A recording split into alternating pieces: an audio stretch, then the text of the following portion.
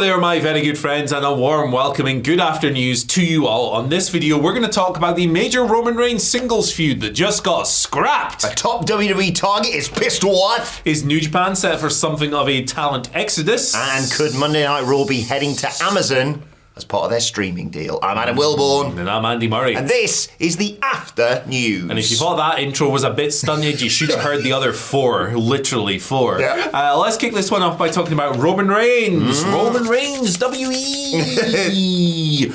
He's not wrestling Randy Orton at the Royal Rumble, right? Not one-on-one. Not one-on-one. That was heavily speculated, but it's not happening. That came together on this week's episode of SmackDown. A lot of people thought, hey, Randy Orton's back. He's really hot. He is on fire with the crowd. He has set his sights on the Bloodline. He's going to win that triple threat on SmackDown, and he's going to be the number one contender. That didn't happen. All the bloody Bloodline guys came down and ruined everything. What are they like, yeah? So now, it's a four-way for the undisputed WWE Universal Championship. It's Roman, it's Randy, it's AJ, and it's LA.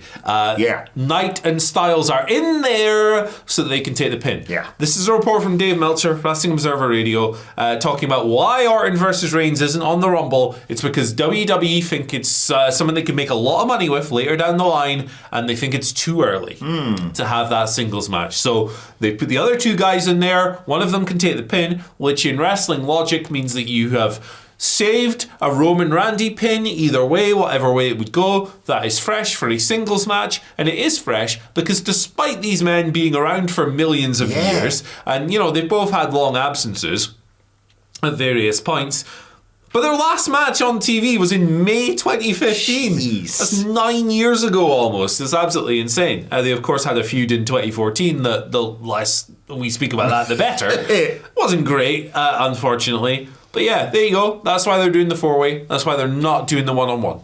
I'm intrigued by this because I want to know when they think this is going to happen. They're not going to run it back at Elimination Chamber. That would be weird to do it at consecutive premium Couple weeks live later, events. yeah. Obviously not WrestleMania. One would assume if they're going with either Cody finishing the story or The Rock beating Roman, Roman's going to go away for a while after WrestleMania. So what, SummerSlam?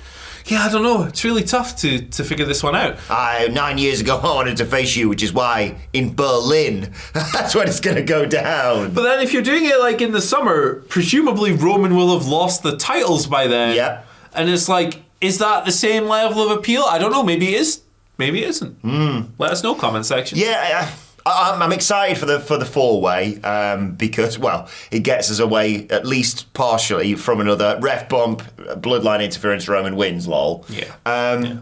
And in kayfabe, and maybe I'm reaching a bit here because I'm a huge fan of this bloodline story, it does make sense because they laid out on that episode of SmackDown why each individual person, LA Knight, AJ Styles, and Randy Orton, was desperate to beat Roman Reigns and take that title for what him and the bloodline have done to them before. So, yes, whilst there is, Steiner math, 25% chance now of Roman retaining, in Paul Heyman's wise man brain, he might think, well, he almost lost against LA Knight in Saudi, so let's put all of them in there. They'll all prevent each other from winning, and then Roman can sneak. I think they finish. I think you're right. I think Randy hits, I don't know, LA Knight with an RKO, and Roman goes, thanks very much, and takes it. But I have no idea when they run this back, but it does make sense. It is a huge match for WWE. Let us know in the comment section what you would do with this. Are you insane? Would you have Randy win and defend the belt against Cody at Mania? I've seen some people saying this. Yeah. What are you talking about? I've seen it too, baby. I've seen it too. Or would you go for the simple route, which is, I think, the one we've just unpacked? Yes. Let us know in the comments. Let's talk about a potential new WWE signing that is not happy with the news about her potentially becoming a WWE signing. I'm talking of Julia, of course, the sensation from Stardom. All signs do point to her coming to WWE, but the leaks of this stuff coming out, she is not happy with. According to Fightful Select, WWE sources heard that Julia appeared to not be thrilled that word of WWE interest had leaked, as she was nowhere near being able to sign with the company. She also didn't want to have a representative for talks because she was handling all herself, basically. Her obligations with Stardom do run through until March, so she's not going to be at the Rumble. She's probably not going to be at all on the road to WrestleMania, but she is an imminent arrival, one would assume, in WWE. Although she may, according to the Wrestling Observer, take some time away to get better English words. like this guy. Improve her English ahead of becoming a star on North American television, understandably. Although, having seen the promos that she's cut previously, I don't really see that much of an issue, but I appreciate her trying to do that. I did like the Fightful Select report, which is even funnier now. I've buggered that up, saying that basically Julia's English is better than the comprehension we've seen out of many native speakers. Yeah, absolutely. It certainly is. Especially the guys who reply to Sean on Twitter. Yes! And increasingly us, and Dave Meltzer, people like that. Look, Julia's amazing. She's going to be the biggest star in the world. As soon as WWE fans see her, a lot of them for the first time, they're going to think, holy crap, look at this person, look at their presence, look at their aura, look at how they fill this stadium. Like, they feel huge. And then they're going to watch Julia wrestle and they're going to be like, oh, God, she's amazing at that as well. Do you think that's partially the reason? I mean, they'll have tried really hard to get former Sasha Banks, Mercedes Moné back in. But do you think they also thought, well, we've got a great contingency in Julia, if not? I think they probably went for them both at the same time and would have liked to have them both. Yeah. And I think that they were prepared to offer Mercedes an amount. And when Mercedes went, I would like a larger amount, they went, no, thank you. They went, Endeavour won't let us. Yeah, sorry, Sasha. Tight bastards. So I think they wanted them both for sure because they're amazing. Me, like, as a big nerd, I'm a bit sad that she's leaving Japan, Julia, because, like, I like people jumping ship, but I also like to see the best talent spread out. Yeah. Spread out a little bit. And to me, Julia is one of the best wrestlers in the world. I love her. But that being said, Stardom is a talent factory. They will raise someone up. Not quite maybe to the same level of Mega Stardom, but they will build people up. They're on the top for ages, didn't she? Yeah, like, and they're incredible at this. They're just like, they're a talent factory. They're unbelievably efficient. Best in the world. Best match of the year. So, like, mixed feelings. I think she'll do great in WWE, though. Yeah. And I think she's going to become a huge star. And I think she's going to earn loads of money. And look, the English thing, it's a different world now. It's not completely essential. You don't need to come on and cut like 15-minute promos. No. However, it is something that will make her just professional existence a bit easier. Smart. So I respect the hell out of learning it in advance. She's not happy with leaks, but if you want to keep up with the leaks, make sure you hit that subscribe button and ring the bell because we're often out there with it. That's why they call us the plumbers, brother. Mario and Luigi over here. Obviously, I'm Mario and you're Luigi. Yeah, I'll take that. But yeah, it's like the Bob Hoskins version, though, not the new one. I love Bob Hoskins. Those little bald, what are those bald alien things called? Oh yeah, little heads. I'll look that up whilst you do your Goombas. next story. Yes. Yeah, there we go. Bob Hoskins, rest in peace. Let's talk about our next news story. New Japan, they're faced the talent exodus, question mark, maybe, possibly. Bunch of people might be leaving this company. It's a bit wild. We've spoken already about Okada. His situation's well known. SI reported in December that his deal was up in January. There was a lot of WWE speculation. It's still up in the air. He could still leave, but looking at his recent words, and look, you can't trust wrestlers, but looking at things that he said in the media recently, I think he's going to stay. I think so too. Yeah, we'll see what comes of that. Tama Tonga's another one. He's been in New Japan since I had hair, to give you an impression of how long, and I didn't have grey in my beard. He has said that January will be his last month. He wants to be near his family. Fair enough. Tired of leaving them behind. How do you argue with that? Answer, you don't. But now Fightful Select have come through with 3 separate reports. That's 4. 3 separate reports on members of the Bullet Club War Dogs faction. Talking about Clark Connors, Alex Coughlin and Gabe Kidd. Varying situations here ever so slightly. Connors, he's been working without a contract. There have been talks between the two parties, but no word on whether or not they've reached an agreement. Coughlin, his deal is up later this month, and the same goes for Kidd. His deal is up late in January. Interestingly, the company has just booked a match pitting the War Dogs, those 3, Drilla Maloney, Dan Maloney, you might know him as, and David Finlay against United Empire for the 11th of February show. That's New Beginning in Osaka. It's going to be Will Ospreay's last show in New Japan, I believe. Cage match, 10-man cage match, hell yeah. 5-on-2 advantage then. Yeah, because 3 of them don't have deals.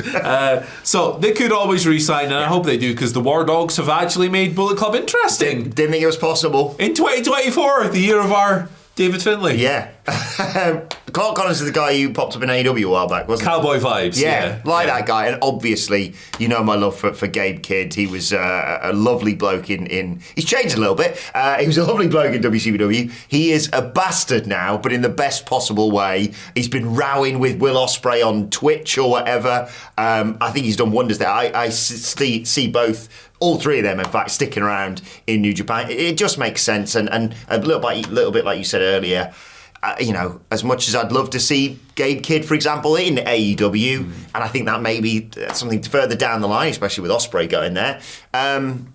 For now, you want that talent spread out a little bit. Yeah, definitely. I like all the War Dogs. They've been a breath of fresh air to a stable I was really bored of. Oh yeah, for years and years and years, and that degree of separation from House of Torture has been very welcome as well. Good grief. President Tanahashi, please perform a political hit on House of Torture immediately. But yeah, I'm a fan of all these guys. Gabe's probably my favourite because he just brings such a vibe. Like, he jumps you during his entrance and he's fuming with blood, he's shouting, he's swearing. That press conference that you showed me, where he's going to... Yeah, I was going to jump this guy. And also, full credit to him, he went through a really tough time a couple of years ago or a year or so ago.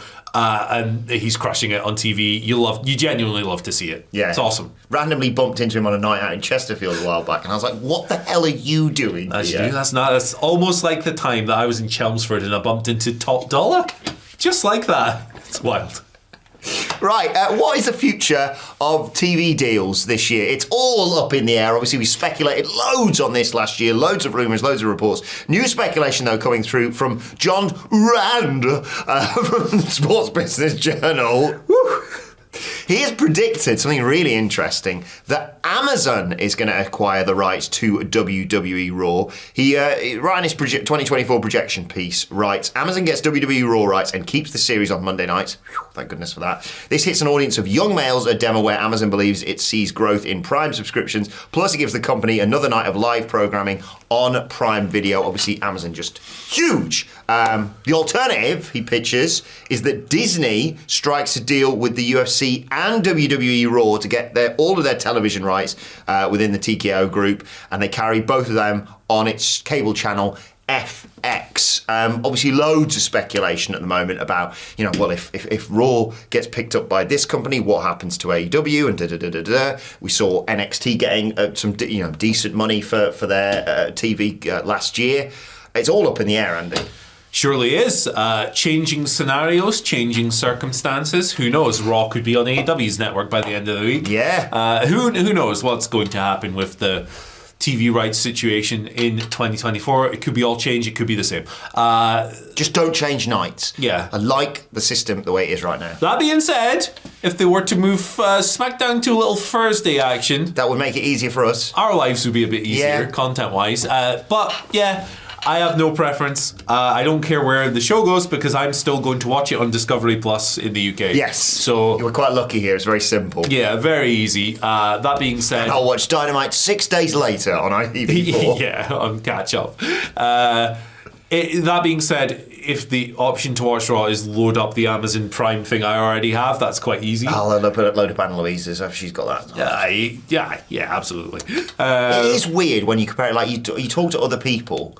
And football are pretty busy, but there's not many other things that people are invested in or, for us, example, work on. Where it's like, so we have a show Monday, Tuesday, Wednesday, bit of a gap on Thursday, Friday, Saturday, and sometimes Sunday as well. Yeah, quite a lot of Sundays. I love it. Sometimes you have a Saturday with 2 shows. What? Yes. It's ridiculous. I missed out Rampage as well, but so did everyone else. So yeah, I mean Rampage is a tough sell. Yeah, a tough sell.